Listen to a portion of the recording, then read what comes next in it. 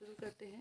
सर्वप्रथम हम लोग मंगलाचरण करते हैं, तदुपरांत आगे हम लोग इस पर चर्चा करेंगे। गुरुवे गौरचंद्राय राधिकाय तदालय कृष्णाय कृष्णभक्ताय तद्भक्ताय नमो नमः।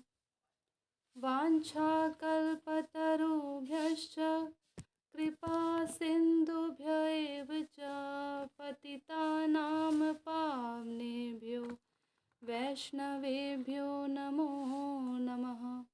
नमो महावदान्याय कृष्णप्रेमप्रदायते कृष्णाय कृष्णचैतन्यनाम्ने गौरतिशे नमः। हे कृष्ण करुणा सिंधु दीनबंधो जगतपते गोपेश गोपिका कांत राधाकांत नमोस्तुते। तप्त कांचन गौरांगी राधे वृंदावनेश्वरी वृषभानुसुते देवी प्रणमामि हरिप्रिये। भक्त्या विहीनापराधलक्षये क्षिप्तस्य कामादितरङ्गमध्ये कृपामयि त्वां शरणं प्रपन्ना वृंदे नमस्ते चरणारविंदम। जय श्री कृष्ण चैतन्य प्रभु नित्यानंद श्री अद्वैत गदाधर श्रीवासादि गौर भक्त वृंद। हरे कृष्ण कृष्ण कृष्ण हरे हरे हरे राम राम राम हरे हरे।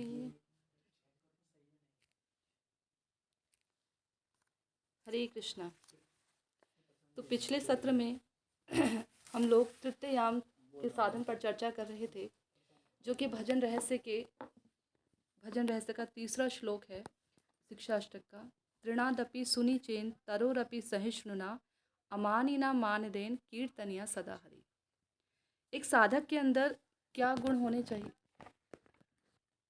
ऐसे लगता है, एक साधक के अंदर क्या गुण होने चाहिए, इस विषय पर बताया गया है कि उसके अंदर अगर वह निरंतर हरिनाम करना चाहता है तो उसके अंदर क्या क्या अधिकार और क्या क्या गुण होने अवश्यंभावी हैं।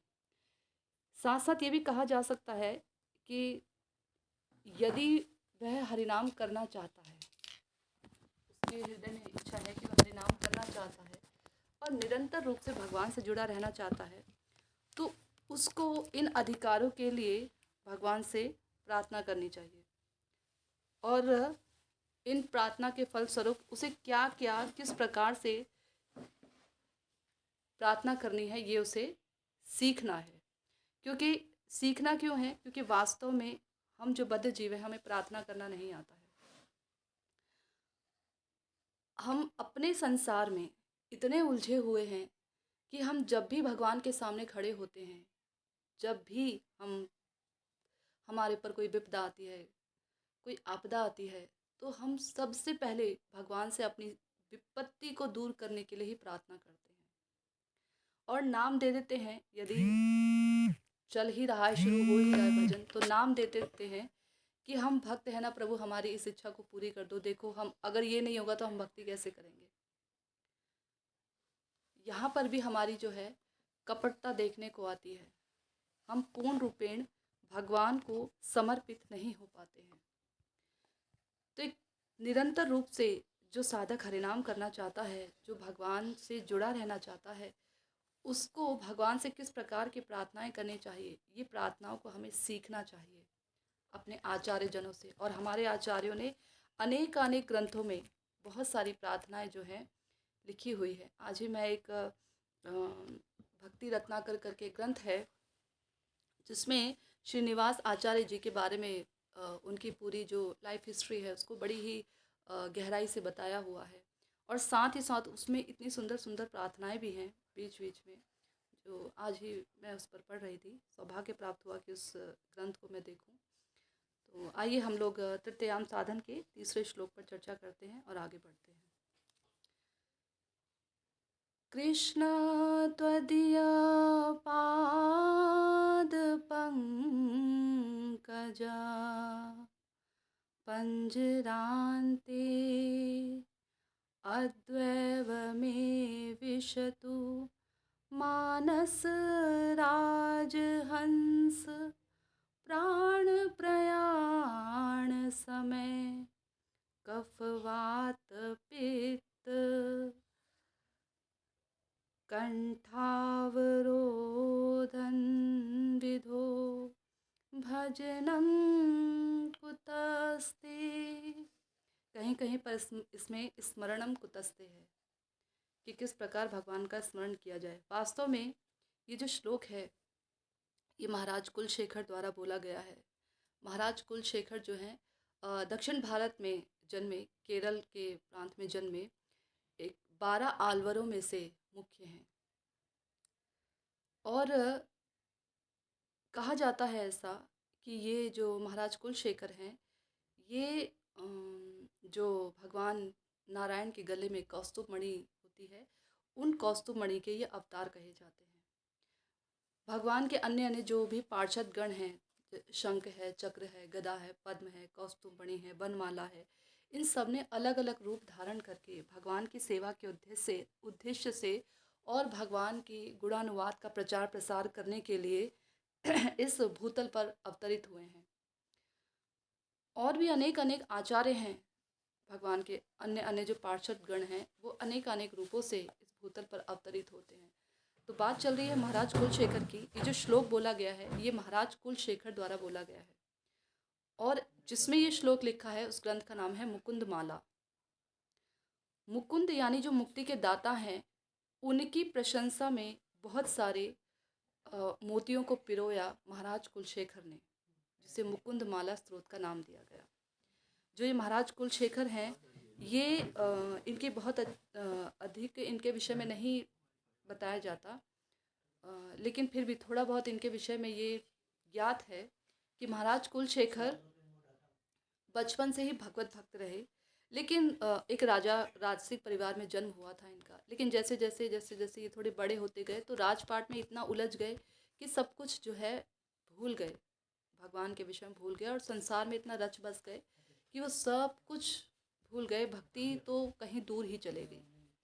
इस प्रकार महाराज कुलशेखर के एक बहुत ही धर्मात्मा जो मंत्री थे, हरे कृष्णा,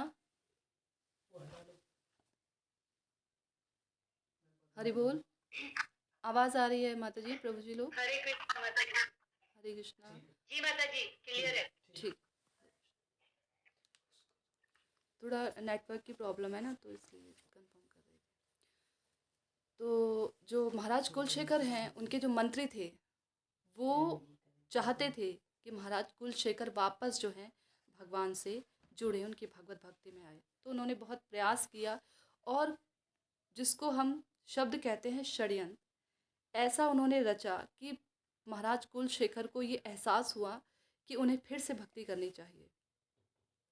जब वो भक्ति में आए तो उसके बाद उनके जो वही जो कुल गुरु थे वो उन्हें रोज़ राम कथा सुनाया करते थे। तो राम जी से वो बहुत ज़्यादा मुग्ध थे, बहुत ज़्यादा आकर्षित थे, राम भक्त यूँ हम कह सकते हैं। तो राम जी की कथा सुनते थे, रामायण सुनते थे वाल्मीकि द्वारा रचित। तो जब वो कथा सुनते थे तो इतने आवेश में आ जाते थे कि जो कथा का प्रसंग चल रहा होता था वो देखने लग जाते थे कि सामने वो लीला चल रही है। तो एक बार उनके जो कुलगुरु थे वो कथा कर रहे होते हैं और उसमें कथा में प्रसंग चल रहा होता है कि सीता जी जो हैं, रावण जो है सीता जी का हरण करके ले जा रहा है। तो ये जब महाराज कुलशेखर सुनते हैं तो उन्हें लगता है कि सच में माता सीता के पास कोई नहीं है उनकी रक्षा करने के लिए और रावण जो है वो माता सीता को लेकर जा रहा है और मैं यहाँ पर आराम से बैठा हुआ हूँ, तो ये ठीक नहीं है। मैं सेवक होकर मैं यहाँ बैठा हूँ, मेरी माता जो हैं सीता जी उन्हें लेकर जा रहा है रावण की इतनी हिम्मत। तो उन्होंने अपनी तलवार खींची और जो है आगे बढ़ने लगे और कहने लगे, अपने सैनिकों को आज्ञा देने लगे कि चलो सब तैयार हो जाओ, मोर्चा बांधो, हम लोग जो है रावण से युद्ध करेंगे। जब सारे मंत्री, सारे राजाओं ने देखा कि ये महाराज कुलशेखर क्या कर रहे हैं, तो उन्होंने सोचा कि इन्हें जो है जगाने का प्रयास करना चाहिए। लेकिन वो इतना आवेश में थे कि किसी के वश में ही नहीं आ रहे थे।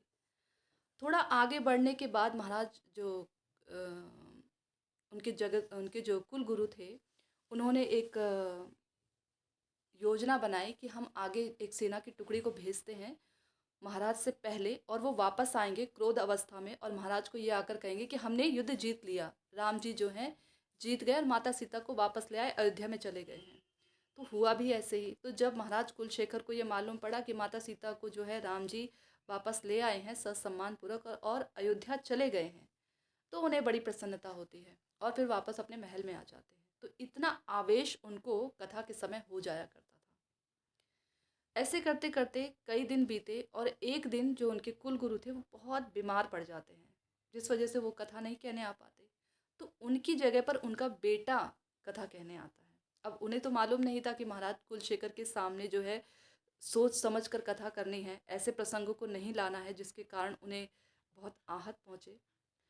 तो उनके जो बेटे थे वो कथा करते हैं कि राम जी ने चढ़ाई कर दी और चढ़ाई करने के बाद पुल बना दिया गया, लंका में प्रवेश कर गए। लेकिन राम जी अकेले 14,000 जो हैं उनके सैनिकों से युद्ध कर रहे हैं, रावण के सैनिकों से, और उसी में लक्ष्मण जी को जो है बाण लग गया, उन्हें मूर्छा आ गई मेघनाद के द्वारा।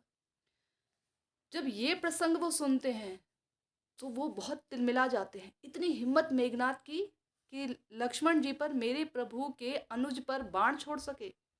अभी मैं उसको मज़ा चखाता हूँ। उसने उसने मेरे जैसे व्यक्ति से उसका अभी आमना सामना हुआ नहीं है। तो वो अपने पूरी सैनिक के टुकड़ों को आदेश देते हैं कि चलो हम लोग युद्ध के लिए मोर्चा बांधेंगे और हमें लंका पर चढ़ाई करनी है। तो उन्होंने बोला, महाराज अभी ऐसा कुछ नहीं हो रहा है, ये जो कथा चल रही थी ये तो त्रेता युग की है, सब कुछ हो चुका है और अभी ऐसा कुछ नहीं है। तो महाराज मानते नहीं हैं, क्योंकि दक्षिण भारत में थे, तो समुद्र के निकट पहुंचकर समुद्र में छलांग लगा देते हैं कि मैं तैर कर इस समुद्र को पार कर लूँगा और लंका के पार पहुंच जाऊँगा। तो समुद्र में छलांग लगा देते हैं और वो बेहोश हो जाते हैं। तो उनकी जो सेना है वो उठाकर उन्हें लाती है, बाहर निकालती है, उन्हें होश में लाया जाता है। उसके बाद जो उनके जो कथा सुना रहे होते हैं वो कहते हैं कि महाराज जो राम जी हैं वो युद्ध जीत चुके हैं, और उसके बाद लक्ष्मण जी को होश भी आ गया है, युद्ध जीत चुके हैं और वापस फिर से अयोध्या वो जा चुके हैं। तो जब महाराज कुलशेखर दोबारा ये सुनते हैं तो उन्हें सांत्वना मिलती है कि लक्ष्मण जी जो हैं अब ठीक हो गए हैं, मेघनाद मारा गया, रावण मारा गया। तो इस प्रकार का आवेश महाराज कुलशेखर को आ जाता था। महाराज कुलशेखर राजपाट तो चलाते थे, परंतु राजपाट में उनका मन नहीं लगता था, जिस कारण से जो कि उनके मंत्री वगैरह थे वो बड़े ही उदास रहा करते थे। तो उनके मंत्री ने सोचा कि हम ना ऐसा एक षड्यंत्र रचते हैं जिसके द्वारा महाराज का भक्तों पर से मन ही उठ जाए, भक्तों में इतनी अश्रद्धा पैदा हो जाए जिसके कारण महाराज कभी इन्हें अपने राजमहल में आने ही ना दें। तो क्या करते हैं कि जो राज संपत्ति होती है उसमें से बहुत मूल्यवान वस्तु को चुरा लेते हैं, उनके मंत्री अपने पास रख लेते हैं और इल्ज़ाम लगा देते हैं, आरोप लगा देते हैं उन भागवतकर्ता पर जो कि राजमहल में उस समय आए होते हैं, कि महाराज इन्होंने जो है आपके राजकोष से बहुत ही मूल्यवान वस्तु को चुरा लिया है और हमें इनसे वो प्राप्त हुई है। तो कहीं से कोई जो है उनके निर्दोष होने की बात पता नहीं लगती। तो महाराज स्वयं कहते हैं कि महाराज एक पात्र मंगवाते हैं और कहते हैं कि मैं इस पात्र के अंदर, वो नाग से भरा हुआ पात्र होता है, मैं इस पात्र के अंदर अपना हाथ डालता हूँ और यदि सत्य में ही इन्होंने चुराया है तो ये नाग जो है अभी मुझे डस लें, और यदि इन्होंने नहीं चुराया है तो ये नाग मुझे कुछ नहीं करेंगे। तो विषैले विषैले सर्पों से भरे घड़े में जब महाराज कुलशेखर अपना हाथ डालते हैं तो नाग सचमुच में उनके हाथ को कुछ नहीं करते हैं, कोई नहीं डसता है। और थोड़ी देर बाद जब महाराज अपने हाथ को बाहर निकालते हैं तो मंत्री जो होते हैं सब घबरा जाते हैं कि अब महाराज हमें दंड देंगे, लेकिन वो क्षमा याचना करते हैं तो महाराज कुलशेखर उन्हें क्षमा कर देते हैं। तो ये महाराज कुलशेखर का जो जीवन है उसके विषय में हमने अपने जो आचार्य जन है, वैष्णव जन है, उनके मुखारविंद से हमने सुना, हमने जाना उनके विषय में। महाराज कुलशेखर की प्रार्थना को श्रील भक्ति वेदांत स्वामी महाराज जी बहुत गाया करते थे, और इस श्लोक को तो वो नित्य पर्यंत अपने किसी न किसी कथा में कहीं ना कहीं ज़रूर लेकर आते थे। ये श्लोक उन्हें बहुत ही प्रिय था। इसी वजह से उन्होंने जो है एक बहुत सुंदर ग्रंथ भी निकाला, मुकुंदमाला स्तोत्र का ही जो ग्रंथ है, उसी पर उन्होंने टीका भी लिखी है। बहुत सुंदर वो एक ग्रंथ है, आप लोगों को उसे पढ़ना चाहिए। बहुत सुंदर सुंदर उसमें प्रार्थनाएं हैं। तो उसी पर महाराज कुलशेखर की प्रार्थना है, हे कृष्ण, मेरी प्रार्थना है कि मेरा मानस राजहंस आपके पद पंकज रूपी पिंजरे में आबद्ध हो रस सागर में निवास करे। प्राण निकलते समय कंठ कफ वात पित्त द्वारा अवरुद्ध हो जाएगा। उस समय आपके नाम का स्मरण किस प्रकार होगा। तो यहाँ पर महाराज कुलशेखर हे कृष्ण यानी जो सबको अपनी ओर आकर्षित करते हों, तो उन कृष्ण से प्रार्थना कर रहे हैं जो आकर्षित करने वाले हैं, जो आकर्षण करने वाले हैं। उनसे कह रहे हैं कि हे प्रभु, मेरी ये प्रार्थना है कि जो मेरा मानस राजहंस है, हमारा जो मन है वो एक राजहंस के समान है। वस्तुतः हमारा मन तो बहुत ही गंदा है, गंदी चीज़ों पर ही इधर उधर विचरण करने वाला है, परंतु यह राजहंस से इसलिए उसकी तुलना की गई क्योंकि राजहंस जो है वो उन्नत चीज़ों की ओर देखता है, उत्कृष्ट चीज़ों की ओर। तो मन भी जो है जब उसके सामने निकृष्ट से थोड़ी उत्कृष्ट चीज़ आ जाती है तो वो उससे चिपक जाता है, एक वस्तु पर उसका मन नहीं लगता है मन का। तो यहाँ पर महाराज कुलशेखर कह रहे हैं कि हे प्रभु, मेरा जो ये मन रूपी राजहंस है, ये आपके चरण कमल रूपी, जो आपके चरण हैं वो कमल समान है, उनमें आबद्ध हो जाए, उनमें बंद हो जाए। क्योंकि राजहंस की एक खूबी होती है। क्या खूबी होती है कि वह मीठे सरोवर में रहता है, एक तो ये, दूसरा यह है कि वो जो कमल होता है, कमल की डंडियों के साथ विहार करता है, उनके रस को लेता है, उसको ही खाता है और उसी से ही खेलता है राजहंसनी के साथ। तो ये राजहंस की एक आदत होती है, उसको पसंद होता है कमल की डंडियाँ, जिसे कमल का नाल भी कहा जाता है। तो जो मन है हमारा भी, इसके उद्देश्य से महाराज कुलशेखर कह रहे हैं कि प्रभु, अभी इस समय ये जिस अवस्था में मैं आपकी प्रार्थना कर रहा हूँ, आपसे प्रार्थना कर रहा हूँ, तो इसका मतलब अभी मैं शारीरिक रूप से और मानसिक रूप से बिल्कुल स्वस्थ हूँ। यानी मैं अभी आपका ध्यान कर पा रहा हूँ, अभी मेरी अवस्था है कि मैं आपका ध्यान कर पा रहा हूँ।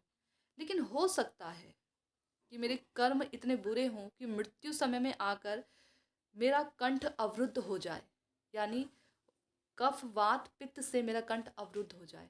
ऐसा देखा जाता है कि मृत्यु के समय जो है इन तीनों में से या तीनों ही कभी कभी, क्योंकि हमारा जो शरीर है वो इन्हीं तीनों से मिलकर बना है, थोड़ी सी भी इसमें ऊपर नीचे गड़बड़ी हो जाती है तो व्यक्ति बीमार पड़ जाता है। तो कफ वात पित्त जो है, इसमें मृत्यु काल के समय गति इसकी अवरोध हो जाती है, दिक्कत हो जाती है, जिस वजह से अगर कफ गले में अटक गया तो गला जो है वो घुर्र घुर्र की आवाज़ निकलती है। होता है ना, वृद्धावस्था में ये बहुत जल्दी पकड़ लेते हैं।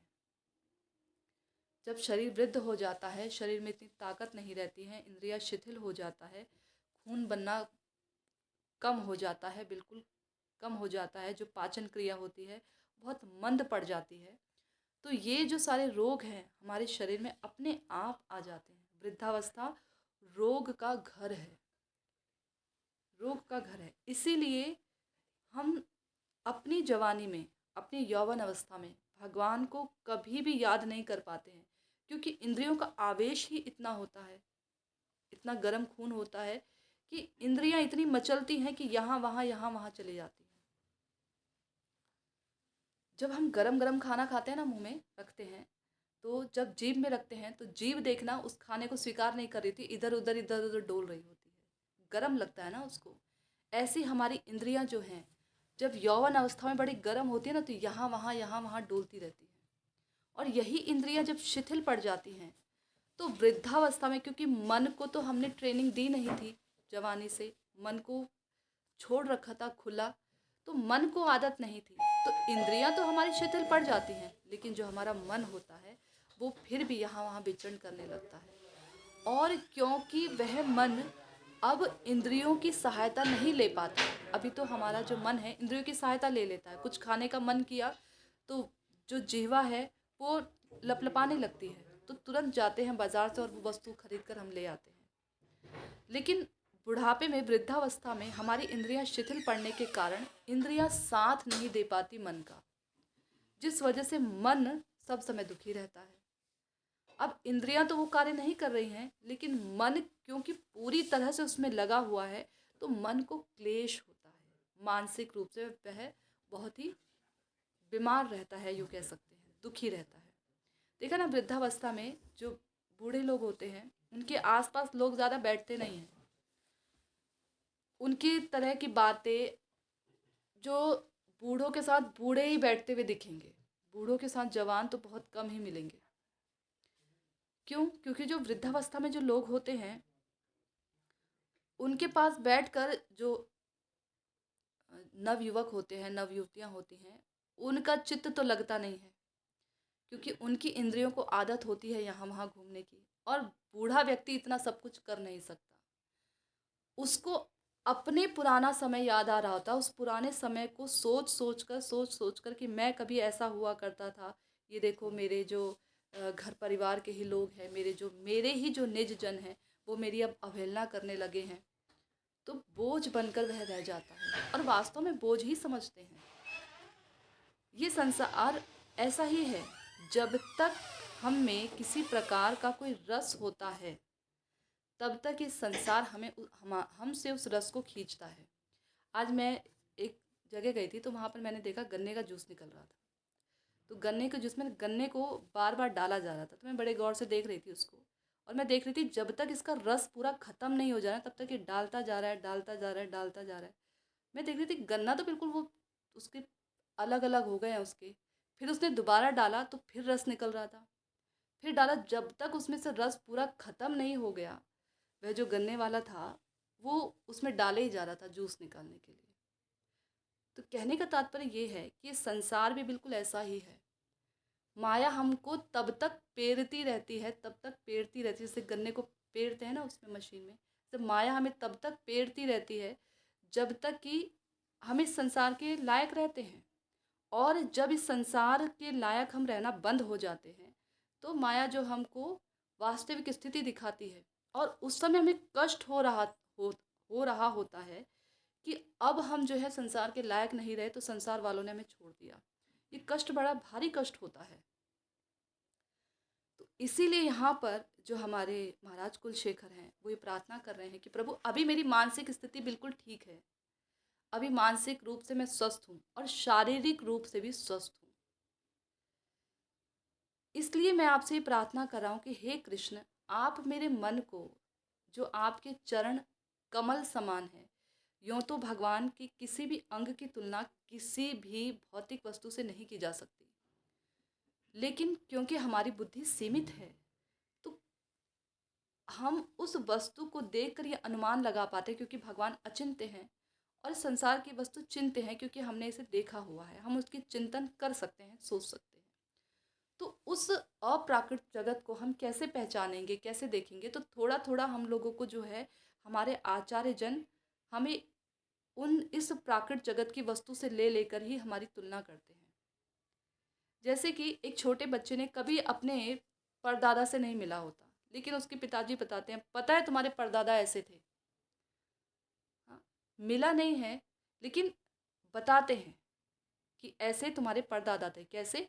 जैसे तुम्हारे दादा की आदत है ना, अभी तुम्हारे दादा जीवित हैं तो तुम देख रहे हो दादा की आदत है, ऐसे ही आदत थी। तो बच्चा अच्छे से उस आदत को पहचान पाए, अपने परदादा के व्यवहार को पहचान पाए, तो उससे कोरिलेट कर दिया जाता है। ऐसे ही हम भी बच्चे हैं, हमने भगवान को, भगवान के जगत को कभी देखा नहीं है, क्योंकि भगवान के जगत में जाने के बाद इस संसार में हम कभी भी वापस नहीं आ सकते। जो हमारे महाजन हैं, आचार्य जन हैं, वो इस संसार में आते हैं तो वो केवल और केवल हम बद्ध जीवों के लिए आते हैं, उनका और कोई अभिप्राय नहीं होता है, और किसी भी वजह से वो इस जगत में नहीं आते हैं। कि भगवान की उस लीला को छोड़कर कौन आना चाहेगा। तो इसी प्रकार से भगवान भी अपने गुण को, अपने नाम को, अपने रूप को इस संसार में भेजते हैं। क्यों भेजते हैं? ताकि हमारे जैसे बद्ध जीव उनके नाम, रूप, गुण, लीला आदि को सुन सुनकर उन तक पहुंच सकें। तो हमारे आचार्य ने बताया कि भगवान के जो हाथ हैं, भगवान की जो नाभि है, भगवान के जो चरण हैं, वो कमल के जैसे हैं। कमल बहुत ही सुकोमल होता है। कमल का पुष्प ऐसा पुष्प होता है कि सभी पुष्पों को यदि रखा जाए तो कमल का पुष्प सबसे पहले मुरझाता है। सबसे पहले वो इतना सुकोमल होता है, सबसे पहले उसकी जो पंखड़ियां हैं वो मुरझा जाती हैं, इतना कोमल होता है। तो कमल का जो पुष्प है, वो कमल का पुष्प, उससे भगवान के चरणों को कंपेयर करके कहा कि हे प्रभु, आपके जो चरण हैं वो कमल समान हैं और मेरा मन राजहंस के जैसा है। तो राजहंस की एक आदत होती है कि वो कमल कमल की नाल से खेलना पसंद करता है, यानी उसमें उलझना पसंद करता है। तो मैं भी अपने जो मेरा जो मन है उसको आप अपने चरण कमल रूपी पिंजरे में आबद्ध कर लीजिए, उसे बंद कर लीजिए। ये नहीं कह रहे हैं कि मेरा मन आबद्ध हो जाएगा, प्रार्थना कर रहे हैं यहाँ पर। तो ये इसलिए कहा गया कि एक साधक को जो कि हरिनाम करना चाहता है, जो चाहता है कि वह कभी उसके जीवन में शुद्ध नाम उदित हो उसकी जिह्वा पर, उसे नाम प्रभु से ये प्रार्थना करनी पड़ेगी कि हे प्रभु, इस समय जब मैं मानसिक और शारीरिक रूप से बिल्कुल स्वस्थ हूँ, तो इस समय प्रभु आप मेरी जिह्वा पर उदित हो जाएं और मेरी जिह्वा को इतनी आदत पड़ जाए, इतनी आदत पड़ जाए कि अंत समय में अपने आप स्वभावशतः ही जिह्वा से आपका नाम निकले। यदि नहीं निकलेगा तो मेरी सिद्धि कैसे होगी, यानी मैं कैसे आप तक पहुंच पाऊंगा। मुझे फिर से इस संसार का जन्म और मरण झेलना पड़ेगा, क्योंकि जिस भाव में हमारी मृत्यु होती है उसी भाव को लेकर हमारा जन्म होता है। और आजीवन भर हमने जो क्रियाएं की होती ना, आजीवन भर हमारी इंद्रियों ने जो कुछ भी किया होता है, वही आदतें मृत्यु के समय हमको लगती हैं। ऐसा हम नहीं कह सकते हैं कि अभी जो है हम खूब मौज मस्ती कर लें, अपनी इंद्रियों को बिल्कुल खुला छोड़ दें, और बुढ़ापे के समय, क्योंकि उस समय हमारे पास बहुत समय होगा, अभी हमारे पास समय नहीं है, अभी हमें नौकरी करनी होती है, व्यवसाय करना होता है, घर परिवार को देखना होता है, अभी हमारे पास समय नहीं है। उस समय तो हम आराम से बैठे रहेंगे, कोई हमारे पास आसपास नहीं होगा, कुछ हमें करना नहीं पड़ेगा, हम रिटायर हो चुके होंगे, हमारे पास बहुत समय होगा, तब भक्ति करेंगे, तो तब भजन नहीं होता। किसी भी वृद्ध व्यक्ति को आप देख लीजिए जिसने आजीवन भजन ना किया हो, जो संसार में लगा हो, वो बुढ़ापे में भजन कर ही नहीं सकता, कभी नहीं कर सकता। बहुत ही कम भगवत कृपा यदि उस पर हो गई, उनकी सुकृतियाँ यदि उन्मूलन हो गई वृद्धावस्था के समय, तभी, लेकिन तब भी वो अपनी इंद्रियों की आदत वशतः कभी भी उस प्रकार से भजन नहीं कर सकता। सुकृतियाँ एकत्र हो जाएंगी अगले जन्म के लिए, लेकिन वह भजन नहीं कर सकता। बुढ़ापे में भजन नहीं होता। बल्कि हमारे भक्तिदान स्वामी महाराज जी तो कहते हैं कि जिस प्रकार से सूखा पुष्प भगवान को नहीं चढ़ाया जाता, इसी प्रकार से जो हमारी सूखी इंद्रियां हैं, यानी जब इंद्रियां शिथिल हो जाती हैं, तब हम भगवान को, तब हम ये कैसे सोच सकते हैं कि उस समय हम भगवान की जाकर सेवा करेंगे। तो हमारी जो ये मानसिकता है, ये ऐसी होनी चाहिए कि हम भगवान का भजन साधन कीर्तन करें। यूँ तो कहा जाता है कि जब जागो तब सवेरा, ठीक बात है, लेकिन हमें प्रयास करना चाहिए कि अभी इस समय भगवान ने यदि हमें ये अवसर दिया है, तो हमें इस अवसर का पूर्ण लाभ उठाकर भगवान का नाम लेना चाहिए। ये हट गया।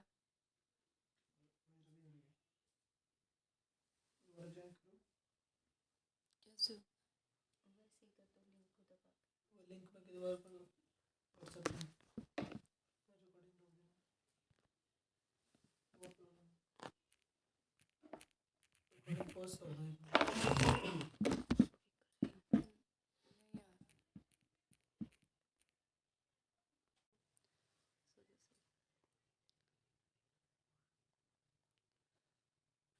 हाँ, तो एक साधक को यह प्रार्थना करनी चाहिए नाम प्रभु के चरणों में।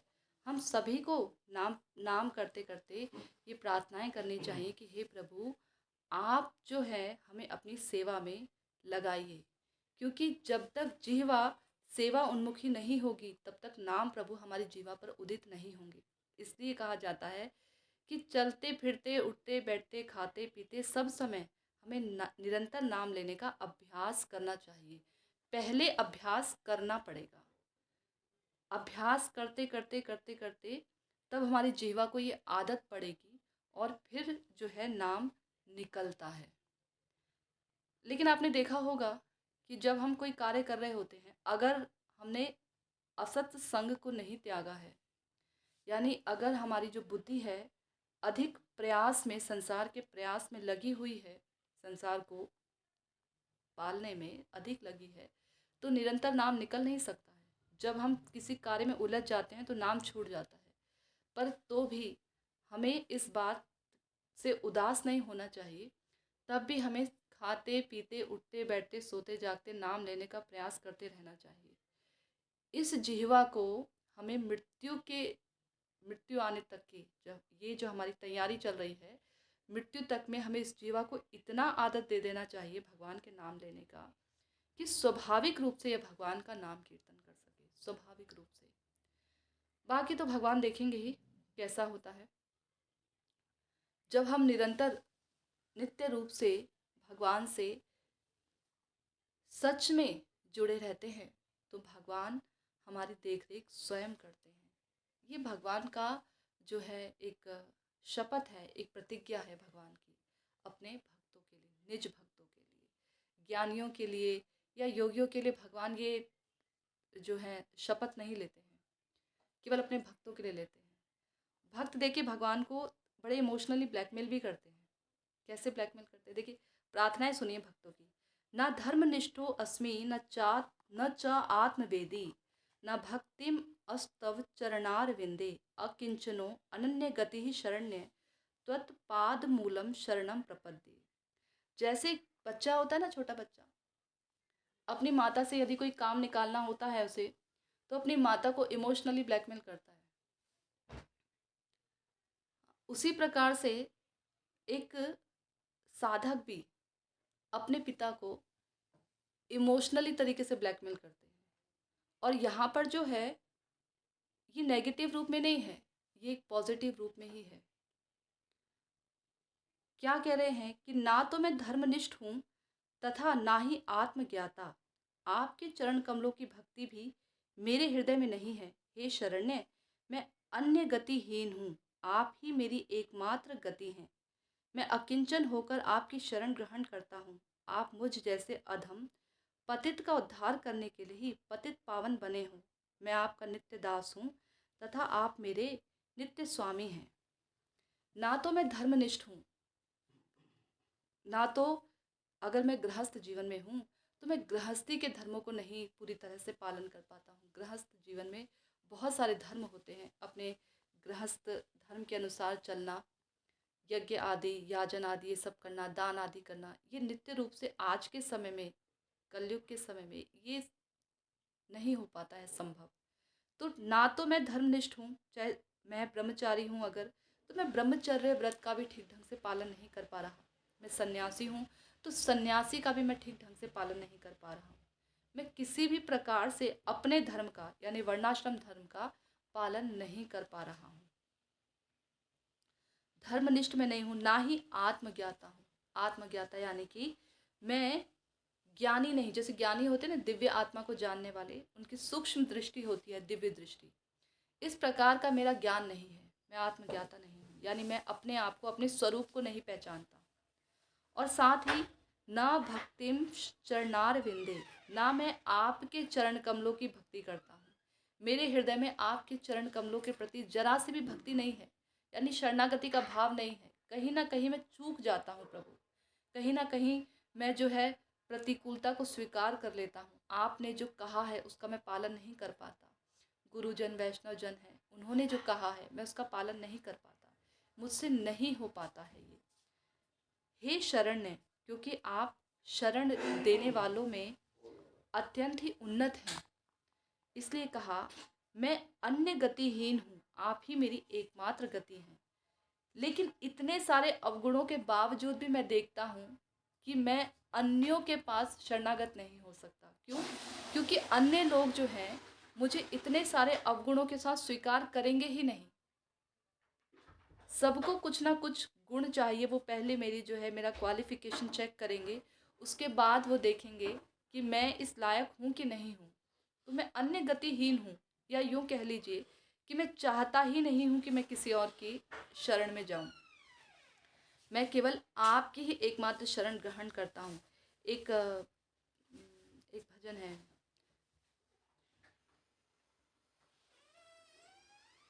कैसे है?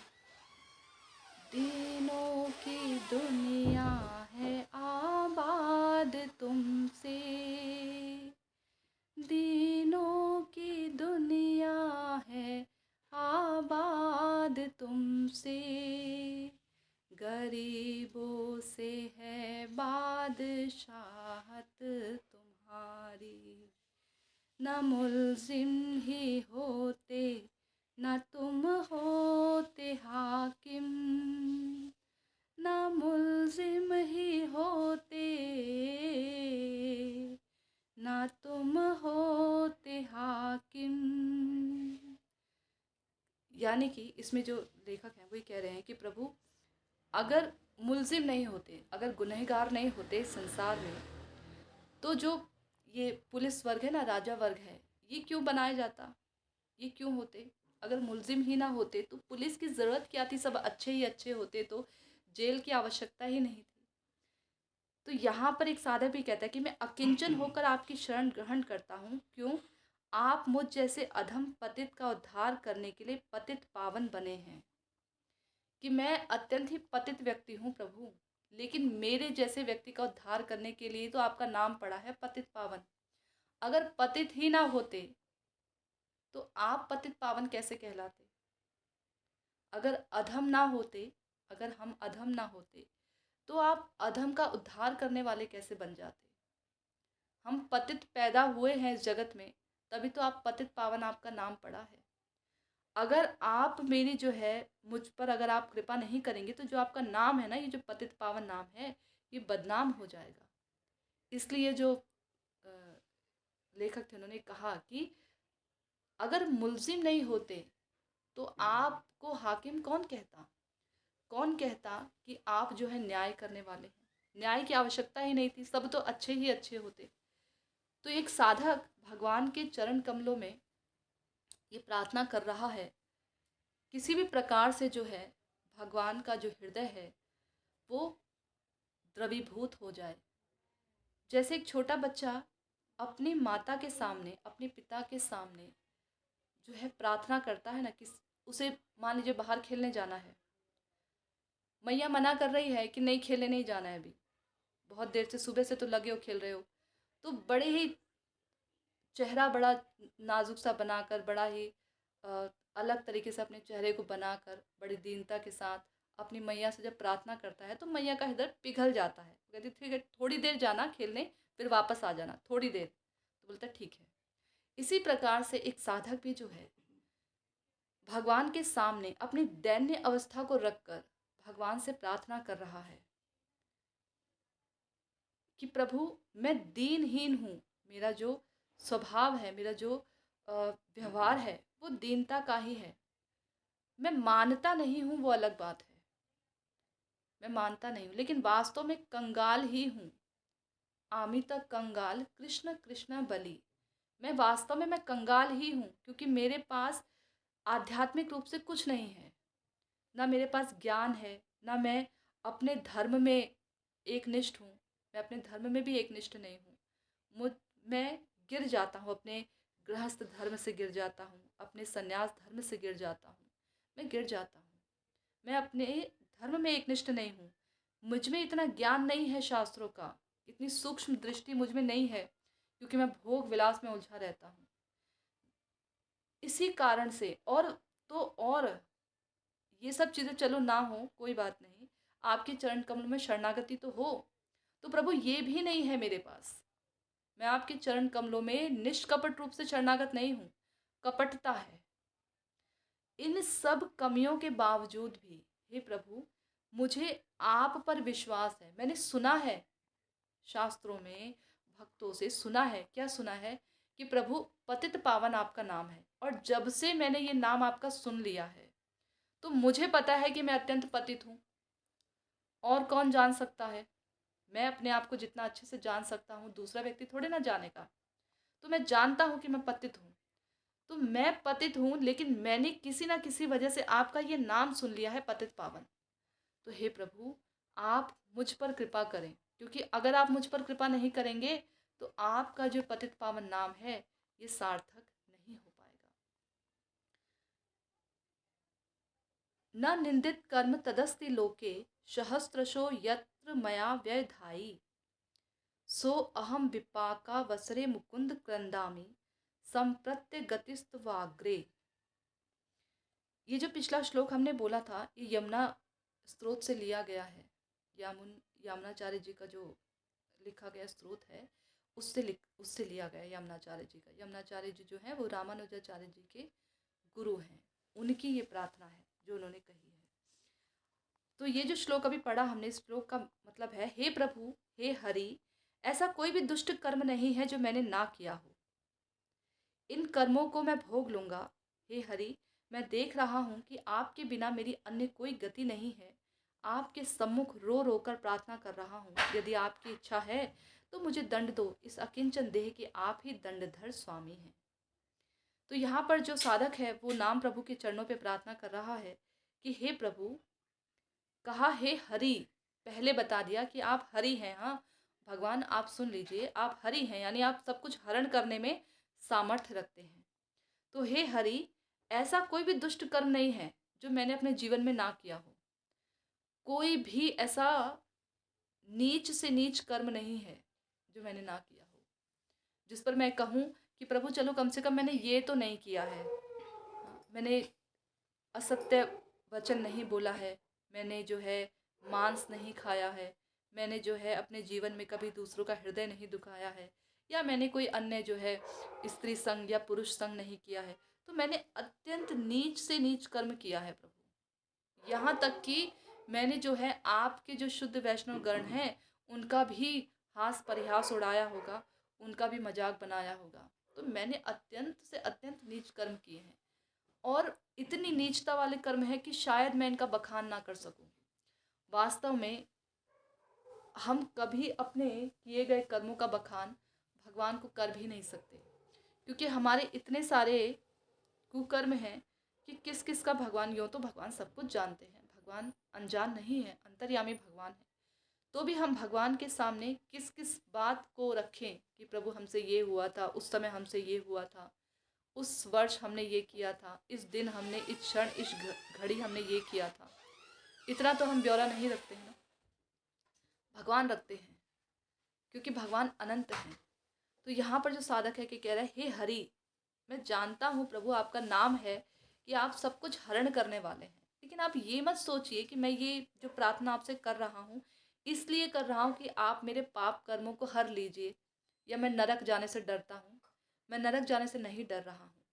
आप दंडधर हैं, आप दंड देने में पूरी तरह से सामर्थ्य रखते हैं। और आप अगर चाहते हैं, आपको लगता है मेरे कर्मों को देखकर, आप मेरे कर्मों का जब लिस्ट उठाते हैं, ब्यौरा उठाते हैं, तो आपको देखकर लगता है अरे इतने पाप पाप कर्म इसने किए हैं, तो मैं इसको कैसे जो है माफ़ कर दूं, मैं नहीं कर सकता। इसने देखो, चलो छोटे मोटे कर्म तो चलते, इसने तो इतने बड़े बड़े बुरे कर्म किए हैं, मैं कैसे इसको क्षमा कर दूं। तो आप, हो सकता है आपका मन ना करे मेरे कर्मों को देखकर कि आप मुझे क्षमा करें, हो सकता है, पूरा संभावना है कि आप मेरे कर्मों को देखें, और मैंने तो इतने बुरे बुरे कर्म किया, आपका कर्मों को, मेरे उन कर्मों को देखकर आपका जो मन है, आपका जो मुखार विंद है, उसमें थोड़ी विकृतपना आ जाए, आप मुंह टेढ़ा कर लें मेरे कर्मों को देखकर, आपको, आप जो हैं ये सोचने लगे कि मैं इसको क्षमा नहीं कर सकता, इतने इसके सारे नीच इसने कर्म किए हैं, ओहो इसके कर्मों की तो कहीं कोई गिनती ही नहीं है, इसने बड़े बुरे काम किए हैं, मैं इसे क्षमा नहीं कर सकता। तो प्रभु आप दंड देने में पूरी तरह से सक्षम हैं, आप मुझे दंड दे सकते हैं। मैं ये नहीं कह रहा कि आप मुझे नरक से छुटकारा दिलाइए, आप मुझे मेरे पाप कर्मों से बचाइए, नहीं नहीं, मैं नरक से बचने के लिए आपसे प्रार्थना नहीं कर रहा हूँ। इसका वास्तविक अर्थ ये है कि हमें भी नाम प्रभु से जब हम नाम करते हैं तो नाम प्रभु से हमें ये प्रार्थना नहीं करनी चाहिए कि प्रभु हमने बहुत सारे बुरे कर्म किए हैं, हमें उन कर्मों से जो है हमारे पाप कर्म जो हमारे प्रारब्ध बन चुके हैं, या जो आगे जो हमारे कर्म हैं जो हम भोगने वाले हैं अगले जन्मों में या इस जन्म में, आप हमें उनसे छुटकारा दिला दीजिए। हाँ, हमारे पापों को समाप्त कर दीजिए। तो पापों को समाप्त करने के लिए नाम प्रभु का आश्रय लेने की आवश्यकता नहीं है, क्योंकि नाम प्रभु जैसे सूर्य की आभा उदित होने मात्र से ही पिशाच, भूत, प्रेत ये सब चले जाते हैं, इनका डर भाग जाता है। केवल आभा, सूर्य उदित नहीं हुआ है, सूर्य की आभा भर पड़ी है पृथ्वी पर, धरातल पर, उसकी आभा से ही भूत, पिशाच आदि ये सब जो निशाचर हैं, हाँ, ये सब चले जाते हैं। इसी प्रकार से नाम प्रभु की केवल नामाभास से, शुद्ध नाम नहीं, केवल नामाभास से ही हमारे जो पाप कर्म हैं वो दूर भाग जाते हैं, जैसे निशाचर आदि दूर भाग जाते हैं। नाम प्रभु के नामाभास, नाम प्रभु का जो नाम रूपी जो सूर्य है हमारे हृदय में भी प्रकट नहीं हुआ पूरी तरह से, केवल आभा मात्र झलकी है, यानी नामाभास केवल हो रहा है, अपराध समाप्त नहीं हुए हैं, नामाभास केवल हो रहा है, तो ही हमारे पाप कर्म जो है नाम प्रभु जलाकर भस्माभूत कर देते हैं।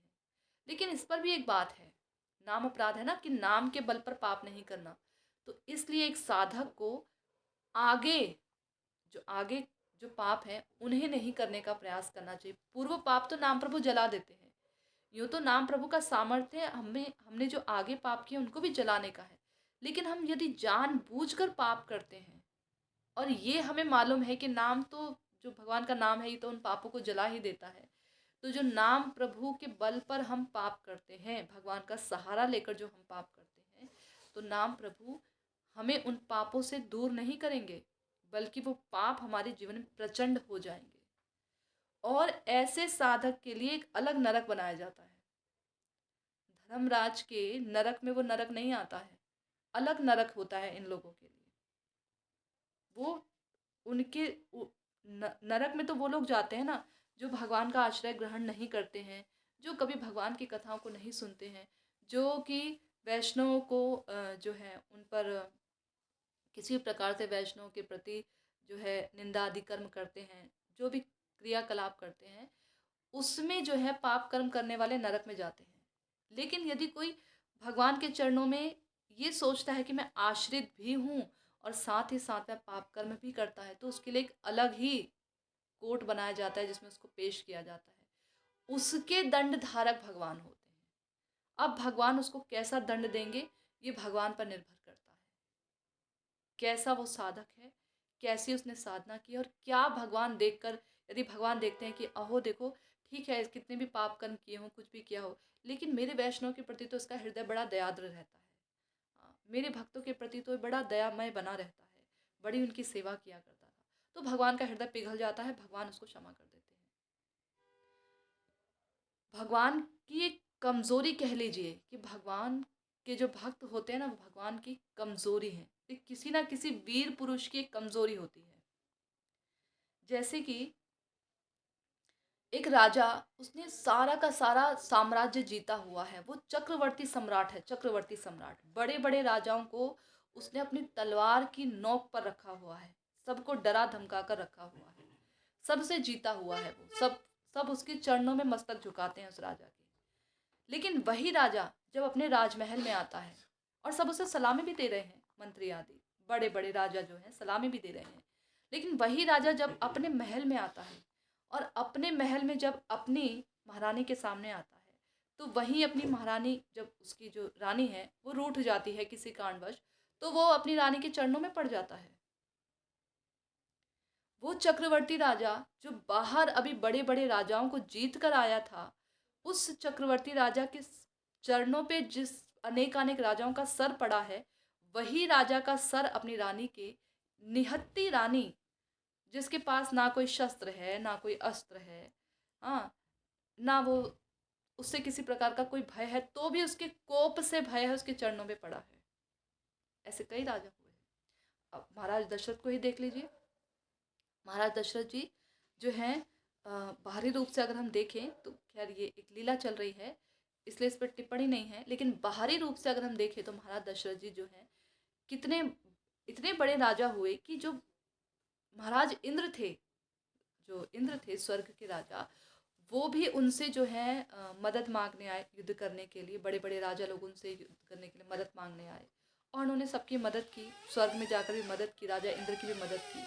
लेकिन वही दशरथ महाराज महारानी केकई के कोप से इतने डर गए, जो कभी ना डरे युद्ध स्थल में, वहां राजमहल में चार दीवारी के अंदर केवल एक निहत्ती रानी से इतना डर गए कि वहीं घुटनों के बल बैठ गए। उनसे पूछ रहे हैं बड़े प्यार से कि हे रानी, तुम अपने कोप का कारण तो बताओ, हुआ क्या है, किसने तुम्हें दुखी किया है।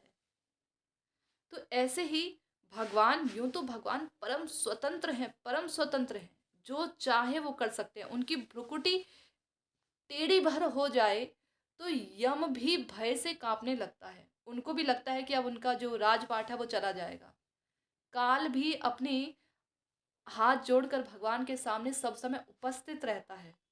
काल का भी बस नहीं चलता भगवान के धाम में। भगवान के धाम में यहाँ की तरह सूर्य चंद्रमा नहीं है, रात दिन ऐसे नहीं होता है।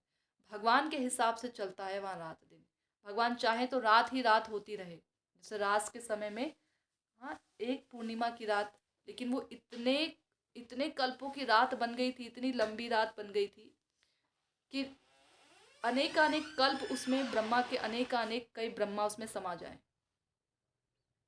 तो वहां पर नहीं चलता है काल का नियम। तो काल भी जो है भगवान के सामने हाथ जोड़कर जो खड़ा रहता है, जो इतना भयभीत रहता है, वो भगवान अपने भक्तों के भय से भयभीत रहते हैं, अपने भक्तों के प्रेम की रज्जु में बंध जाते हैं। जैसा भक्त कहता है वैसा करने लग जाते हैं। जिन भगवान शेषनाग, जो उनके ही अवतार हैं शेषनाग जी, जिन शेषनाग के सर पर अनेकानेक ब्रह्मांड हैं और उनको वो ब्रह्मांड एक सरसों के दाने भर लगते हैं, भार लगते ही नहीं हैं, और अनंत अनंत कल्पों से अपने सर पर ब्रह्मांडों को धारण करके रखा हुआ है। ऐसे ऐसे भगवान, हाँ, जब स्वयं भगवान, ये तो उनके अवतार है ना, स्वयं भगवान जब नंद महल में उनके बाबा कहते हैं कि जाओ कृष्ण मेरी पादुका लेकर आओ, तो वो जो पादुका हैं, दो लकड़ी की हल्की पादुका, हाँ, जिन दो भयानक वृक्षों को, बड़े विशाल वृक्षों को उखाड़ कर जो है भगवान ने ऐसे ही सहसा फेंक दिया था। और भगवान ने नहीं उखाड़ा था, भगवान का जो उखल था, वो उखल भगवान की जो कमर से बंधा था, उसको भगवान ने ऐसे जरा सा धक्का लगाया, उसने उखाड़ा था, भगवान ने नहीं उखाड़ा था। गोपाल चंपू में भगवान कहते हैं मैंने थोड़े ना इन पेड़ों को उखाड़ा है, मैं तो बस थोड़ा सा आगे जा रहा था, मैं तो अपना बंधन खोल रहा था, मैं तो आगे जा रहा था, ये उखड़ गए, इसमें मेरी क्या गलती। हाँ, जो वो कौन था, वो जो हवा में लेकर गया था भगवान को, कौन था, जो, अरे वो तृणावत, जो भगवान को हवा में लेकर चला गया, तृणावत। तो जो तृणावत था, वो तृणावत हवा में लेकर जा रहा था, भगवान को ऊपर लेकर जा रहा था।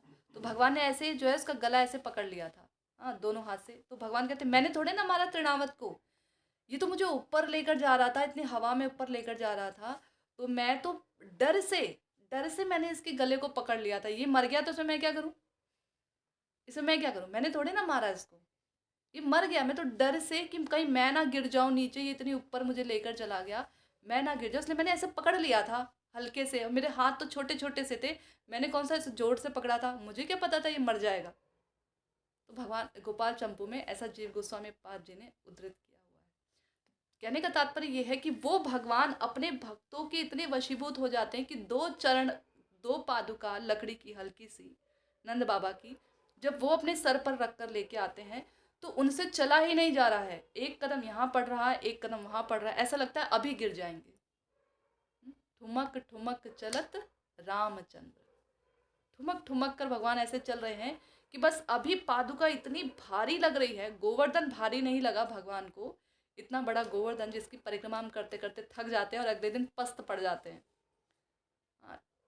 एक साथ परिक्रमा भी नहीं करते, आधी आधी करते हैं। अब तो टुकड़ों में करते हैं कि अब बड़ी करेंगे फिर छोटी करेंगे, अगली बार आएंगे तो छोटी करेंगे फिर बड़ी करेंगे। एक साथ परिक्रमा करेंगे तो पस्त पड़ गए, और नया नया कोई व्यक्ति करे तो उसके तो छाले ही पड़ जाए। तो ऐसे गोवर्धन को भगवान ने 7 रात तक उठाए रखा, 7 रात 7 दिन तक उठाए रखा। हाँ, उस पे भगवान को भार नहीं लग रहा। और ऐसा नहीं कि सर में रखा हो, चलो सर का सहारा ले ले, थोड़ा बड़ा है सर, बोला उंगली पे उठा के रखा, उंगली पर, तो भगवान को भारी नहीं लग रहा है। क्या भारी लग रहा है भगवान को? वो पादुका, वो उठ ही नहीं रही है भगवान से। तो ऐसा नहीं कि भगवान दिखा रहे हैं, नाटक कर रहे हैं। वास्तव में भगवान भूल जाते हैं अपनी भगवत्ता को, अपने भक्त के इतने वशीभूत हो जाते हैं कि भगवान भूल ही जाते हैं कि मैं भगवान भी हूँ। तो जो परम स्वतंत्र भगवान हैं, वो अपने भक्त के इस प्रकार से पराधीन हो जाते हैं, इस प्रकार से।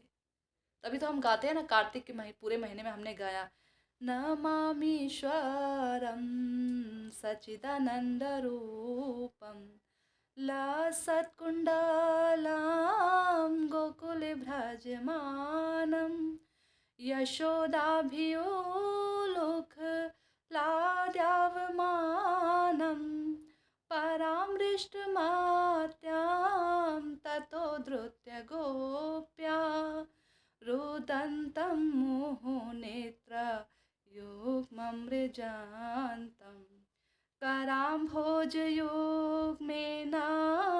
सातङ्कनेत्रं मुहुश्वासकम्प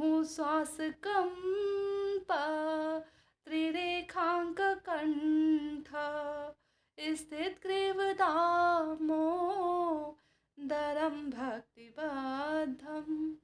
हमारी बात तो छोड़ ही दीजिए, हम तो बद्ध जीवात्मा है, क्षुद्र जीवात्मा, हमारी तो गिनती ही नहीं है। नाली के कीड़े जैसे हैं हम, जो दिखते भी नहीं हैं, ऐसे कीड़े हैं हम, जिन्हें माइक्रोस्कोप से देखना पड़े शायद। हाँ, हमारी गिनती तो छोड़ ही दीजिए। जो देवता लोग हैं, उस पर भी जो ब्रह्मा जी हैं, उनको भी भगवान ने अपने वश में करके रखा है, वशीभूत हैं। वो भी भगवान के चरण कमल में मस्तक झुकाते हैं, बार बार दंडवत करते हैं, दंडवत प्रणति करते हैं। हाँ, जब ब्रह्मा जी को अहंकार हो जाता है ना कि मैं चार मुखी ब्रह्मा भगवान की इस सृष्टि को संभाल रहा हूँ, सृष्टि कर रहा हूँ, तो वे एक बार आते हैं द्वारका में भगवान का दर्शन करने के लिए। चलो प्रभु का दर्शन करके आते हैं। तो उन्हें द्वार पर रोक दिया जाता है, रुको, अभी रुको, हम अंदर बता कर आते हैं। तो बोले अच्छा बता दो कि ब्रह्मा आए हैं। बोले अच्छा ठीक है, बता कर आते हैं। तो अंदर जाते हैं, प्रभु बैठे होते हैं रुक्मणी जी के साथ, पूछते प्रभु ब्रह्मा जी आए हैं। तो भगवान कौन से ब्रह्मा आए हैं, कौन से ब्रह्मा आए, पूछ कर आओ। तो जब ब्रह्मा जी के पास जाते तो कहते कौन से ब्रह्मा हैं आप, कौन से कल्प के, कौन से ब्रह्मांड के ब्रह्मा हैं आप, बताइए। तो कहते अच्छा मेरे अलावा भी ब्रह्मा है, मुझे तो पता ही नहीं था। बोले हाँ, अंदर बहुत सारे ब्रह्मा खड़े हैं, भगवान की जो है स्तुति कर रहे हैं। तो बोला कि बताओ ये जो ब्रह्मांड है, ब्रह्मांड का नाम बताते हैं, कल्प का नाम बताते हैं, सब कुछ बताते, फिर कहते इस ब्रह्मांड के जो ब्रह्मा है, सृष्टि करता है, वो आए हैं। तो जब भगवान को बताते कहते अच्छा अच्छा वो आए हैं, अंदर ले आओ ले आओ। तो जब उन्हें अंदर लाया जाता है तो देखते हैं कि हजार हजार करोड़ करोड़ मुख वाले ब्रह्मा हैं। तो उनके चार मुख तो कहीं दिख ही नहीं रहे होते, वो तो छोटे से दिख रहे थे, कहीं दिख ही नहीं रहे होते हैं ब्रह्मा जी वाले। तो ब्रह्मा जी का वही जो अहंकार है चूर चूर हो जाता है। तो जो ब्रह्मा भी भगवान के अंडर में रहते हैं, भगवान के अंतर्गत रहते कर कार्य करते हैं, वो भगवान ब्रह्मा जी के अंदर हम सब आते हैं, सृष्टि करता है ना भगवान, तो हम सारी जीवात्माएं भगवान ब्रह्मा जी के अंडर आती हैं। वो ब्रह्मा जी भगवान के अंडर आ रहे हैं। तो वो भगवान जो हैं, यशोदा मैया की छड़ी, मोटी छड़ी नहीं ले रखी है और ना कोई बांस की छड़ी उठा कर रखी है। पास ही में खड़ी, पास में पड़ा हुआ जो वो पेड़ पौधे होते हैं, उनसे जो निकला एक झाड़ जैसा होता है, पत्ता जैसा, उससे मार रहे हैं, उससे उससे दिखा रहे हैं, मारा भी नहीं है, उसे दिखा रहे हैं। बस उससे ही भगवान कृष्ण जो हैं रोने लग जाते हैं। रुदंतम मुहु नेत्र, दोनों आंखों को ऐसे बार बार मसलने लगते हैं और इतना डर जाते हैं कि लंबी लंबी सांसें लेने लग जाते हैं। तो वो कृष्ण जो है अपने भक्तों के इतने वशीभूत हो जाते हैं। इसीलिए कहा वेदों के लिए भी जो दुर्लभ बने हैं भगवान, जो एक रहस्य बनकर रह गए हैं भगवान वेदों के लिए, वो भगवान आत्म भक्तों, अपने भक्तों के लिए सुलभ हो जाते हैं। सुलभम आत्म भक्तों, अपने भक्तों के लिए सुलभ हो जाते हैं। तो यहाँ पर कहा कि हे प्रभु आप दंड धारक हैं, आप दंड देने में पूरी तरह से निपुण हैं, स्वामी हैं दंडधर, मैं जानता हूँ। लेकिन तो भी नाथ, मैं आपसे प्रार्थना कर रहा हूँ कि आप चाहे मेरे कर्मों के लिए आप मुझे कैसा भी दंड प्रदान करें, मुझे इसमें कोई आपत्ति नहीं है, मैं नरक से बचने के लिए आपसे प्रार्थना नहीं कर रहा हूँ। लेकिन मैं ये चाहता हूँ कि हे प्रभु, मुझ अकिंचन पर आप दया कीजिए। अकिंचन बोला, इसका मतलब अकिंचन यानी प्रभु मैं आध्यात्मिक रूप से गरीब हूँ, कुछ नहीं है मेरे पास आध्यात्मिक रूप से। आप मुझे आध्यात्मिक रूप से जो है धन प्रदान कीजिए, अपनी प्रेम भक्ति का धन प्रदान कीजिए।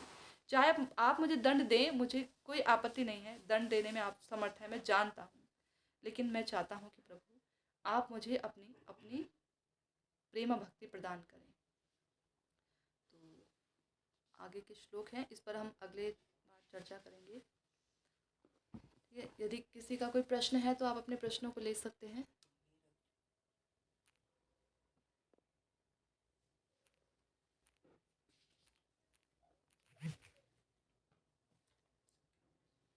व्हाट्सएप किया है। लीड को निकाल लो।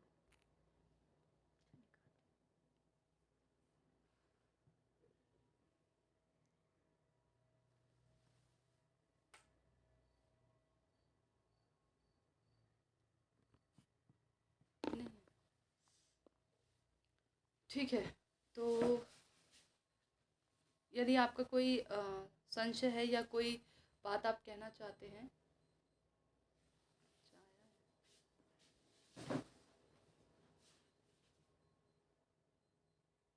ये एक प्रश्न है,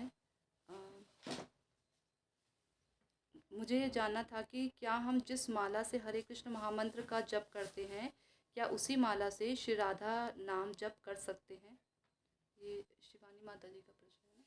तो ऐसा है, शास्त्रों के अनुसार एक माला पर एक ही मंत्र राज का जप किया जाता है, और हर मंत्र राज के लिए शास्त्र में अलग अलग जो है मन का बताया गया है। आप हर मन के पर हर मंत्र का जप नहीं कर सकते हैं। यूँ तो क्योंकि हरे कृष्ण महामंत्र और राधा रानी के नाम में किंचित मात्र भी भेद नहीं है, क्योंकि हरे का मतलब ही है राधा रानी। तो भी यदि आप दीक्षित नहीं हैं और तुलसी माला जो है आपके पास नहीं है, तो आप जो है उस पर जप कर सकते हैं। लेकिन वास्तव में ये मंत्र अलग अलग जपना ही क्यों है? जब हरे का मतलब ही राधा रानी का नाम है, तो आप हरे कृष्ण महामंत्र ही जपिए, अलग से राधा रानी का नाम जप कर। मुझे तो ये बात समझ में नहीं आई, क्योंकि ये तो तब होगा जब दोनों नाम अलग अलग होंगे, दो मंत्र अलग होंगे, तब तो। नाम तो एक ही है, हरे कृष्ण का ले लो चाहे राधा रानी का ले लो, नाम तो एक ही है। पर वास्तव में हमारे जो आचार्य कहते हैं, उनके अनुसार मैं आपको बताती हूँ कि जो हरे कृष्ण महामंत्र है, ये इस कलयुग का एक तारक मंत्र है। यदि आप इसका जप करते हैं, जो राधा रानी का नाम है वो बहुत उन्नत अवस्था का नाम है, बहुत उन्नत अवस्था का नाम है। और अकेले, क्योंकि राधा रानी जो है भगवान कृष्ण का नाम सुनकर अत्यंत प्रसन्न होती हैं, अत्यंत प्रसन्न होती है। इसीलिए आप देखेंगे कहीं पर भी राधा रानी की सेवा अलग अकेले में नहीं की जाती। कभी मंदिर आपने देखा है कि केवल राधा रानी का मंदिर, वो विग्रह हो, कृष्ण का विग्रह साथ में होता है? अगर आप केवल राधा रानी के नाम जप करना चाहते हैं, तो आप वहाँ से कृष्ण के विग्रह को हटा दीजिए। फिर कृष्ण के विग्रह की भी सेवा करने की क्या आवश्यकता है? उनकी भी सेवा मत कीजिए, फिर उसकी भी कोई आवश्यकता नहीं है। जब आपको लगता है कि राधा रानी का नाम ही केवल इनफ है, कृष्ण के नाम की आवश्यकता नहीं है, कृष्ण के नाम को साइड कर दिया जाए, तो उनके विग्रह को भी साइड कर दिया जाए। लेकिन जब हम मंदिरों में राधा कृष्ण के विग्रह को स्थापित करते हैं, जब युगल सरकार की सेवा हम कर रहे हैं, तो युगल सरकार का नाम हम क्यों नहीं ले रहे? क्या नाम और नामी में भेद है? जब हम नाम और नामी में किसी प्रकार का भेद नहीं जान रहे हैं, नाम और नामी अभिन्न है, एक ही हैं, और हम युगल सरकार की जब हम सेवा भी करें तो युगल रूप में करें, तो युगल नाम क्यों ना लिया जाए? हम ऐसा तो नहीं सोचते हैं विग्रह की सेवा करते समय कि राधा रानी को प्रसन्न कर लेते हैं, तो कृष्ण तो प्रसन्न हो ही जाएंगे, अपने आप आ जाएंगे ना विग्रह बन के। ऐसा तो हम कभी नहीं सोचते हैं। हम उस पर कृष्ण का विग्रह रखते हैं, साथ में हम राधा रानी का विग्रह रखते हैं, और युगल सरकार की सेवा हम करते हैं। जितने भी शास्त्र कहे गए हैं, उनमें देखना कि जहाँ पर भी राधा रानी के हम जो तप्त कांचन गौरांगी राधे वृंदावनेश्वरी वृषभानु सुते देवी प्रणमामि हरि प्रिये, उसमें भी हमने हरि शब्द जोड़ दिया है, जो हरि की प्रिया है राधा रानी। तो जब हम मंत्र में प्रणाम करते समय कृष्ण को जोड़ रहे हैं, तो नाम लेते समय कृष्ण को क्यों अलग करके रख दें? इसलिए इस कलयुग का जो तारक मंत्र कहा गया है वो हरे कृष्ण महामंत्र को ही कहा है। ऐसा नहीं है कि मैं हरे कृष्ण महामंत्र जपती हूँ, मैं इससे जुड़ी हूँ इसलिए मैं इसकी तरफदारी कर रही हूँ और राधा नाम को वो कर रही हूँ, ऐसा कुछ नहीं है। जो शास्त्र बताते हैं, जो हमारे आचार्य जनों ने, महाजनों ने अपने शास्त्रों में, जो शास्त्र है उनकी टीकाओं में लिखा हुआ है, उसको लेकर मैं आपको बता रही हूँ कि हरे राधा रानी का नाम है और कृष्ण कृष्ण का नाम है। राधा रानी कृष्ण के नाम से प्रसन्न होती हैं, कृष्ण राधा रानी के नाम से प्रसन्न होते हैं। जो हरे कृष्ण महामंत्र का आप मतलब समझेंगी ना, तब जानेंगी कि कितना माधुर्यमय, कितना माधुर्य छुपा है इसमें। हरे कृष्ण, जब राधा और कृष्ण का मिलन होता है, जब श्रीमती राधा रानी और भगवान श्री कृष्ण का मिलन होता है, तो हरे कृष्ण, जब उनकी लीला चल रही होती है, ये जो हम याम पढ़ रहे हैं, ये हरे कृष्ण कृष्ण कृष्ण है, ये विरह का याम है। इसीलिए इसमें विरह वाली प्रार्थनाएं हो रही हैं सारी। जितनी भी प्रार्थनाएं हैं, आप भक्त जितनी भी प्रार्थनाएं करें, सब विरह वाली प्रार्थनाएं हैं। सब में भगवान से वो प्रार्थना ही कर रहा है, भगवान से मिलने के लिए ही प्रार्थना कर रहा है, विरह की प्रार्थना है, तृतीय याम है ना। तो हरे कृष्ण एक युगल, फिर हरे कृष्ण दूसरा, फिर कृष्ण कृष्ण तृतीय याम है कृष्ण कृष्ण। इसमें विरह की प्रार्थनाएं हैं सारी।